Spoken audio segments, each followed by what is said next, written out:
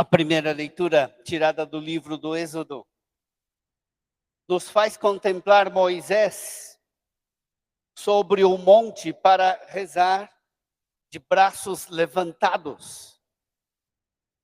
Quando seus braços estão erguidos, Israel é mais forte do que Amaleque. Quando seus braços cansados caem, Amaleque se torna mais forte. Quando nós rezamos, quando a gente ora, nós somos mais fortes do que o mal e do que o pecado. Na medida em que perseveramos na oração, as contrariedades, a dor, a dúvida e o cansaço são vencidos. Mas quando a gente abaixa os braços, quando a gente deixa de orar, nós somos vencidos por Amaleque. Ou seja, somos vencidos pela preguiça, pela inveja, pela cobiça, pela sensualidade. Você quer fazer um teste para ver se os seus braços estão erguidos ou se estão caídos? Quer fazer um teste? Então não precisa responder, pense. Bom, pense, o teste é para você.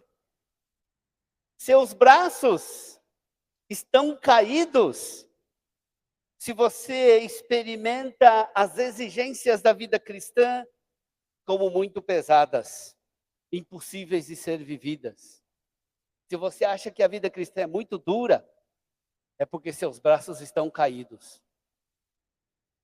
Seus braços estão caídos se você acha que hoje ser casto é impossível, é algo fora de moda.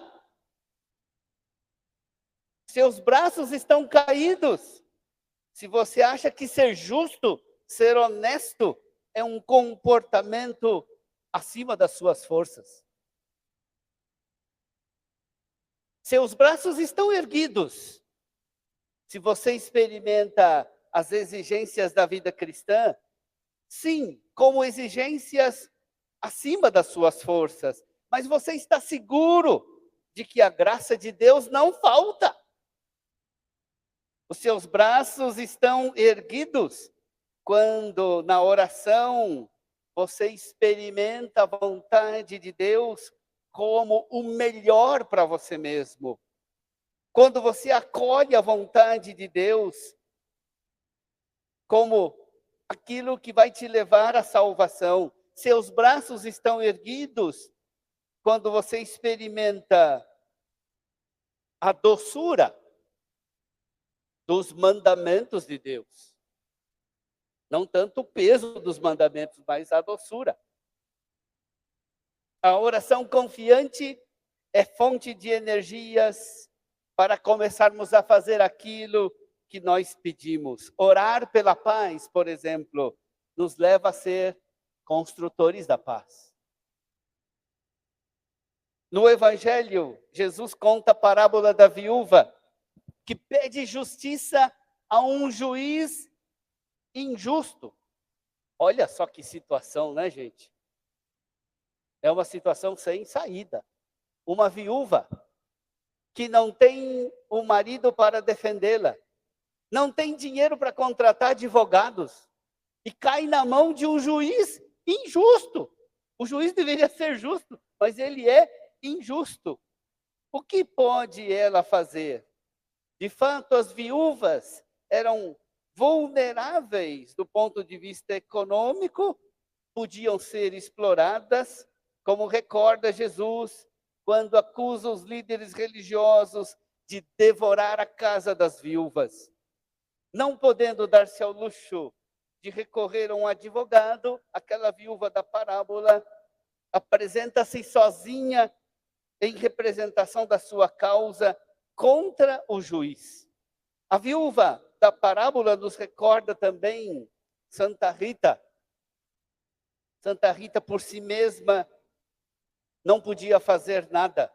Mas na oração e pela oração, Santa Rita fez muito. Fez coisas impossíveis para ela, não para Deus. Abriu brechas no coração do marido e o ajudou a se converter. Pela oração, ela impediu que os seus filhos vingassem a morte do pai.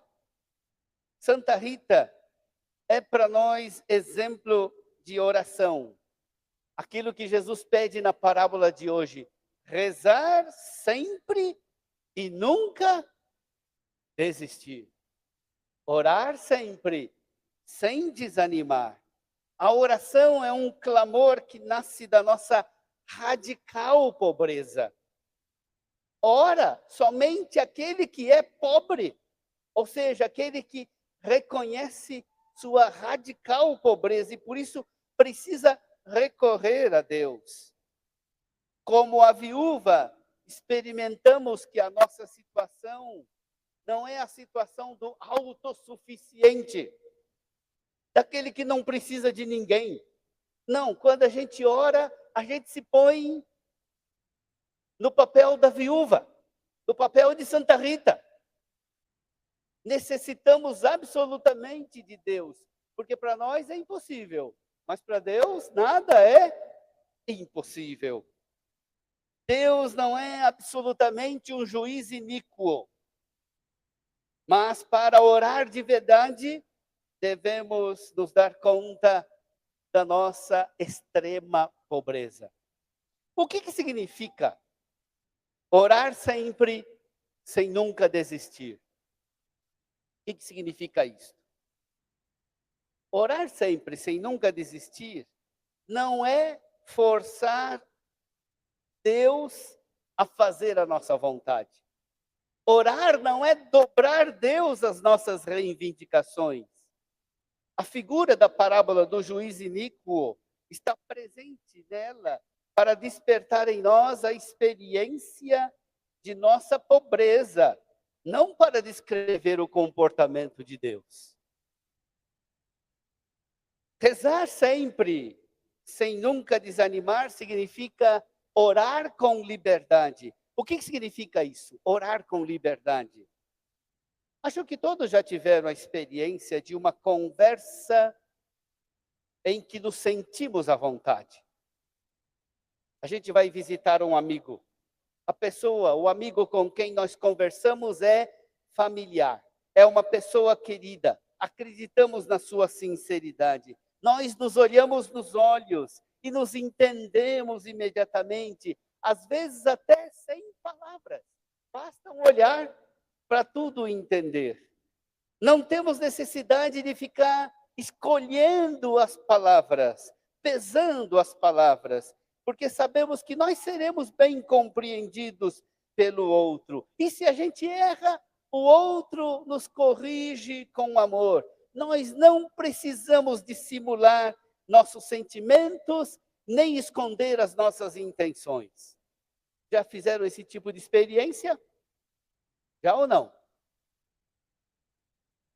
Às vezes, nós temos outro tipo de conversa, em que nós não nos sentimos livres. Não nos sentimos livres, ou porque a gente está mentindo para o outro, ou porque a gente suspeita que o outro nos engana. Quando não há confiança no outro, continuar a conversa se torna um tormento.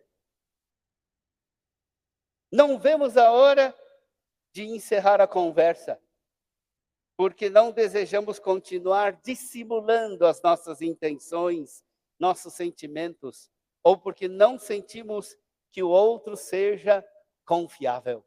Orar sem cessar, sem desanimar, significa orar com liberdade.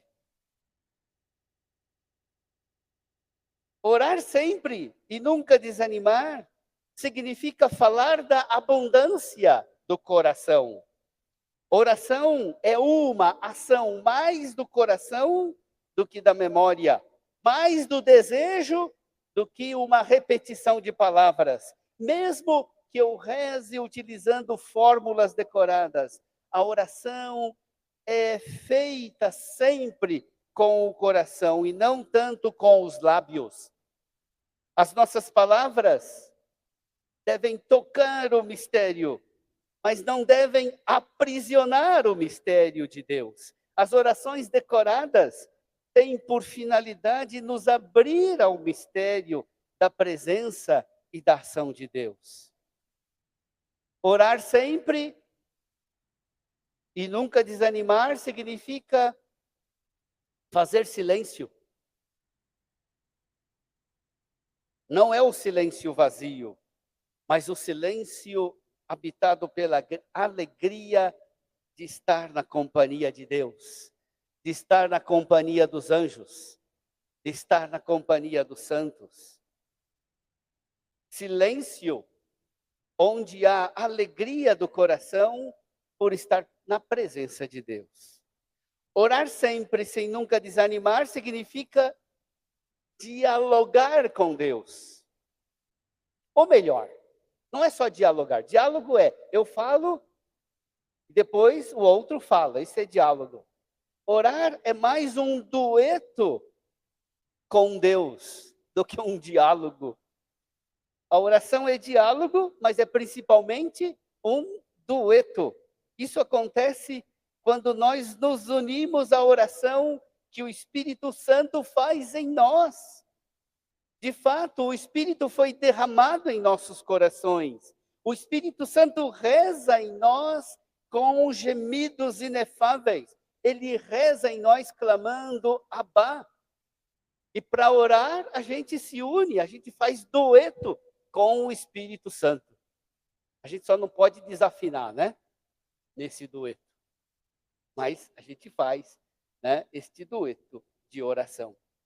Rezar sempre e nunca desistir significa carregar dentro de nós mesmos o nosso oratório, o templo no qual Deus está presente e no qual podemos entrar sempre para orar. Assim, oramos também quando estamos ocupados com nossas tarefas cotidianas, trabalhando, estudando, cuidando das pessoas, caminhando pela rua. Em todos os lugares, em todos os momentos, trazemos a lembrança de Deus e temperamos tudo com o sal do amor de Deus. Rezar sempre sem nunca desanimar significa ter constância no afeto. Constância no afeto. Temos Deus presente a todo momento. Não importa a nossa ocupação, não importa se estamos acordados ou dormindo. A lembrança de Deus aflora a cada pessoa que eu encontro, a cada compromisso que eu devo realizar, a cada tristeza que eu enfrento. O coração sempre voa para Deus, se incendeia no íntimo, mesmo quando estamos dormindo. Uma vez eu atendi uma pessoa que veio com grande drama de consciência, achava que estava pecando gravemente. E eu perguntei, mas qual é o pecado? Não, é que eu rezo o terço. Não, rezar terço não é pecado. Não, mas eu rezo o terço deitado. Ah, bom, aí já ficou mais complicado, né? Mas o que acontece quando você reza o terço deitado? Eu durmo. Ah, dorme? E depois? Ah, não, eu acordo, estou com o terço na mão, sei onde parei e continuo rezando. E daí, o que acontece? Eu durmo. E depois, eu acordo de novo e continuo rezando. E depois, eu durmo. Passo a noite acordando, rezando o terço, dormindo, acordando, rezando o terço. Aí eu falei para a pessoa assim, olha, não se preocupe. Todas as noites eu rezo pedindo esta graça para Deus e nunca tive essa graça. Você nunca pediu essa graça e você tem. Agradeça a Deus. Os padres, né? Nós padres, quando a gente reza a oração da noite, a gente diz assim, os nossos corações sonhem convosco. No sono possam eles vos sentir. cantemos novamente a vossa graça ao brilho da manhã que vai surgir. A gente pede toda noite para a gente sonhar com Deus. E isso nunca acontece comigo. E essa pessoa tem essa graça sem nunca ter pedido. Rezar sempre e nunca desistir significa começar a orar antes de orar. Ter momentos fixos de oração. Momentos fixos no dia de oração. E aí eu começo a orar antes mesmo destes momentos. Começo a invocar Deus. Começo já a rezar pelo desejo. Começo a recolher meu espírito antes do momento marcado da oração. Começo a criar em mim o espírito de reverência que devo ter diante de Deus. E depois, quando chega o momento da oração, me separo das ocupações e preocupações para fixar o olhar do coração e a atenção da mente unicamente em Deus. Orar sempre e nunca desanimar é uma graça a ser pedida. Sabemos que não conseguimos orar sempre e nunca desanimar. Por isso, gostaria de convidá-lo a pedir essa graça nesta noite, pela intercessão de Santa Rita. Senhor, ensina-nos a orar sempre e nunca desanimar. Ajuda-nos, Senhor, a rezar com Santa Rita de Cássia. Tu sabes ensinar, não só com palavras, mas nos dás o teu Espírito que ora em nós, sempre, sem desanimar. Como Santa Rita, sabemos que tu podes nos dar o que não conseguimos conquistar sozinhos. Senhor, tu podes nos dar o Espírito Santo, o dom por excelência, o dom que encerra todos os dons. Derrama nos nossos corações o teu espírito de oração.